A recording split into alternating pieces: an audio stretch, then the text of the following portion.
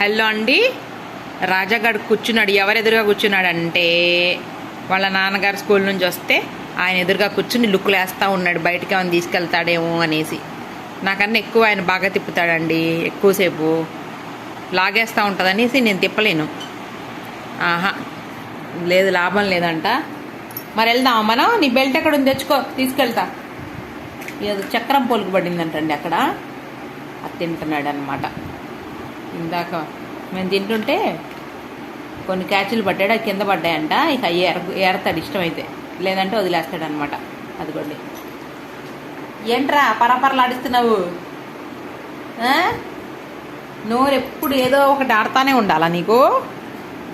రాజుగా ఒళ్ళు నిండా పసుపు రాసుకున్నావు భలేగా, ఆడవాళ్ళు రాసుకున్నట్టు.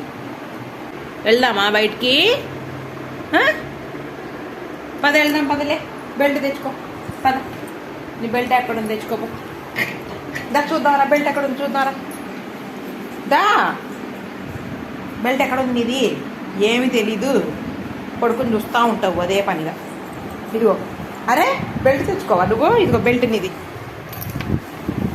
ఇప్పుడు లేగుస్తావు, భలే లేగుస్తావురా నువ్వు బెల్ట్ తీసుకోగానే. అది అయ్యే దేశాలు. బెల్ట్ తేగని చూడండి ఎట్ట పరిగెత్తుతున్నాడు, ఎగరడం చూడండి. నా ఏలు పట్టుకునేవు, అయ్యో నా చెయ్యి గరిసేవు ఆనందంలో. పదా వెళ్దాం, పదా. ప్రతిదానికి లంచం వేయరయ్యా. బయటకు తీసుకెళ్తానికి కూడా బిస్కెట్లు లంచం కాదు, నీ పనే బయటకు వెళ్ళడం. నీకు హ్యాపీనే కదా. వేసుకో, ఇది వేసుకో.